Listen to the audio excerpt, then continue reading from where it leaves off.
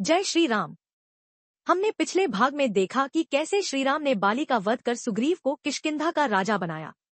अब समय आ गया है माता सीता की खोज का। आइए जानते हैं कि कैसे वानर दल आशा और साहस के साथ इस महत्वपूर्ण यात्रा पर निकल पड़ा। श्रीराम और लक्ष्मण की आंखों में आशा की किरण जगाते हुए सुग्रीव ने अपने समस्त वानर सेनापतियों को चारों दिशाओं में भेजा। दक्षिण दिशा की जिम्मेदारी सौंपी गई हनुमान, अंगद, जाम्बवंत, नील, नल और बलवान वानरों को। आकाश गड़गड़ाया मानो उनकी यात्रा की गवाही दे रहा हो। वानरगण हर्ष से गर्जना करते हुए दक्षिण दिशा की ओर दौड़ पड़े। हनुमान जी रामकाज के स्मरण से अत्यंत प्रेरित थे। अंगद अपने पिता बाली के बल को चुनौती देने को तैयार था। जाम्बवंत अनुभव और नीति में निपुण था। वे पर्वतों को लांघते, नदियों को पार करते, जंगलों को चीरते तेजी से बढ़ते गए। यात्रा आसान नहीं थी। घने अरण्य जहां सूरज की किरणें भी धरती तक नहीं पहुंचती थी। उफनती नदियां जिनकी धाराएं वानरों के संकल्प की परीक्षा लेती थी। विषैले सर्पों से भरे दलदल जहां कदम रखते ही भय लगता था। फिर भी वानरों ने हार नहीं मानी। हर कठिनाई को पार करते हुए वे आगे बढ़ते गए। कई दिनों की यात्रा के बाद एक निर्जन वन में एक वृद्ध तपस्विनी मिली। उसका शरीर झुर्रियों से भर गया था, पर उसकी आंखों में तप का तेज था। उसने वानरों से कहा, मैंने कुछ समय पूर्व रावण को एक सुंदर स्त्री के साथ इस दिशा में जाते देखा था। यह सुनकर वानरों का उत्साह बढ़ा। अब वे विश्वास से और तेज गति से बढ़ने लगे। आगे चलते चलते दल एक शांत तपोवन में पहुंचा। वहां एक ऋषि केवट तप कर रहे थे। ऋषि ने वानरों का स्वागत किया, फलमूल खिलाए और श्रीराम के कार्य के लिए आशीर्वाद दिया। तुम्हारे प्रयास सफल हों। रामकाज में रुकावट नहीं आएगी। वानरों ने कृतज्ञता व्यक्त की और पुनः यात्रा पर निकल पड़े। चलते चलते एक दिन वानर दल समुद्र के किनारे आ पहुंचा, जहां जल और आकाश एक हो जाते थे। क्षितिज का कोई अंत नहीं दिखता था। भीषण लहरें गरजती थी, जैसे चुनौती दे रही हों। वहां खड़े होकर वानरगण थककर बैठ गए। सबके मन में भारी चिंता थी। अब क्या करें? समुद्र पार कैसे करें? श्रीराम को क्या उत्तर देंगे? अंगद दुखी होकर बोला, यदि हम असफल हुए तो जीवन व्यर्थ है। कई वानरों ने तो भूखे प्यासे रहकर अपने प्राण त्यागने का विचार तक कर लिया।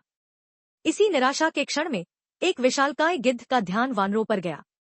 उसके पंख झड़ चुके थे, शरीर जर्जर था, पर आंखों में अभी भी जीवन था। यह था संपाति, जटायु का बड़ा भाई। संपाति ने भारी आवाज में पूछा, हे वानरों, तुम किस कारण से इतने व्याकुल हो? वानरों ने विनम्रता से संपाति को जटायु की मृत्यु का समाचार सुनाया। कैसे जटायु ने सीता माता की रक्षा के लिए प्राण दे दिए। संपाति की आंखों से आंसू बहने लगे। उसका सीना गर्व और दुख से भर गया। वह बोला, जटायु मेरा वीर भाई था। संपाति ने फिर समुद्र पार दृष्टि डाली। उसने दिव्य दृष्टि से देखा, दूर उस समुद्र के पार स्वर्णमयी लंका है। वहां रावण ने एक सुंदर स्त्री को बंदी बना रखा है। वह सीता है। यह सुनकर वानरों का मन उत्साह से भर गया। अब उन्हें पता चल चुका था कि माता सीता कहाँ है। संपाति ने आशीर्वाद दिया, हे वानरों, तुम सबका कार्य सफल हो। श्रीराम का कार्य सदा विजयमय हो। और फिर संपाति वहीं ध्यानस्थ हो गया। संपाति से माता सीता का स्थान जानने के बाद भी वानरों के मन में चिंता बनी रही। समुद्र सामने विशाल रूप में लहरा रहा था, जैसे साक्षात प्रकृति की चुनौती हो। लहरें गर्जन करती, तेज हवाएं सागर की गहराइयों से बातें करती। अंगद ने प्रस्ताव रखा, कौन इस अथाह समुद्र को पार करेगा? कौन माता सीता का संदेश लाएगा? वानर एक एक कर बोले। कोई कहता, मैं 100 योजन तक जा सकता हूँ, पर लौट नहीं पाऊंगा। कोई कहता, मैं जाऊंगा, पर थक जाऊंगा। वातावरण में निराशा थी।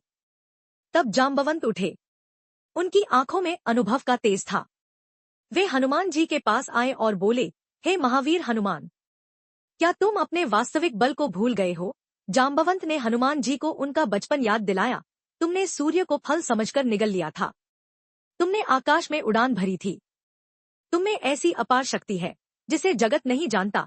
हनुमान जी ने श्रद्धा से सिर झुकाया। श्रीराम का कार्य स्मरण करते ही उनके अंदर अद्भुत ऊर्जा का संचार हुआ। उनका शरीर बल से भर उठा, मुखमंडल तेजस्वी हो गया। हनुमान जी ने आगे क्या किया, यह जानने के लिए अगले भाग का इंतजार करें।